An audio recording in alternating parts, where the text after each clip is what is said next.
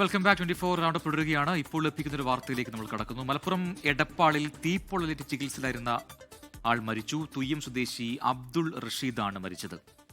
കൊണ്ടോട്ടി അരീക്കോട് റോഡിലെ മദ്രാസ് ടവർ എന്ന കെട്ടിടത്തിലായിരുന്നു തീ പിടിച്ചത്. വിവരങ്ങൾ പങ്കുവയ്ക്കാൻ ഗോകുൽ കെ വേണുഗോപാൽ കൂടി ചേരുന്നുണ്ട്. ഗോകുൽ, എപ്പോഴായിരുന്നു അപകടം സംഭവിച്ചത്? എന്തൊക്കെയാണ് കൂടുതൽ വിവരങ്ങൾ?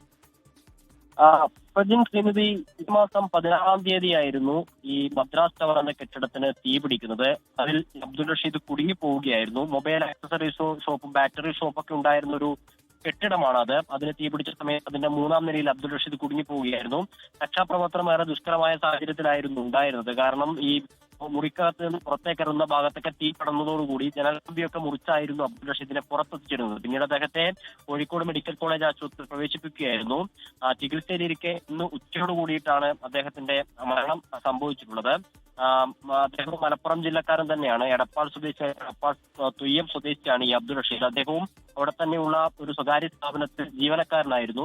അതിനിടയിൽ രാത്രി താമസിക്കുന്ന മുറിക്ക് തീപിടിച്ച സമയത്താണ് ഇത്തരത്തിലൊരു ദാരുണമായ സംഭവം നടന്നത്. ചെയ്യുന്നത് അന്ന് ആ ദൃശ്യങ്ങൾ ഓർമ്മയുണ്ടോ? അദ്ദേഹത്തെ പുറത്തേക്ക് എടുക്കുന്ന ഫയർഫോഴ്സ് ഉദ്യോഗസ്ഥരുടെ ദൃശ്യങ്ങൾ നമ്മളന്ന് കണ്ടതാണ്. അന്ന് ആ സമയത്ത് സംസാരിക്കുന്നൊക്കെ ഉണ്ടായിരുന്നു. പക്ഷേ ഈ പൊള്ളലേറ്റത് അത് പിന്നീട് ഗുരുതരമാവുകയായിരുന്നോ ചികിത്സയിരിക്കെ?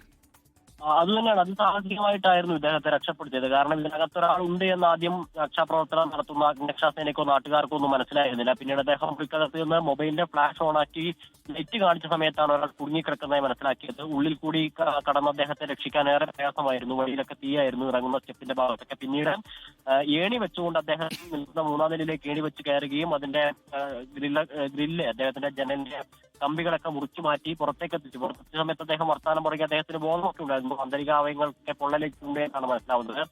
ആദ്യം എടപ്പാള തന്നെയുള്ള ഒരു സ്വകാര്യ ആശുപത്രി പ്രവേശിച്ച് പിന്നീടാണ് അദ്ദേഹത്തെ കോഴിക്കോട് മെഡിക്കൽ കോളേജ് ആശുപത്രിയിലേക്ക് മാറ്റുന്നത്. അതിനിടയിൽ ഇന്ന് മരണം സംഭവിക്കുകയും ചെയ്തു.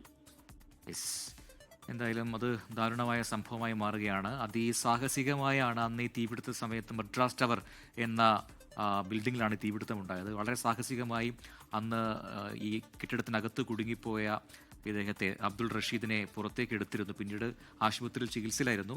അതിനിടെയാണ് ഇപ്പോൾ മരണം സംഭവിച്ചത്. ഗോകുൽ കെ വേണുഗോപാലാണ് വിശദാംശങ്ങൾ നൽകിയത്.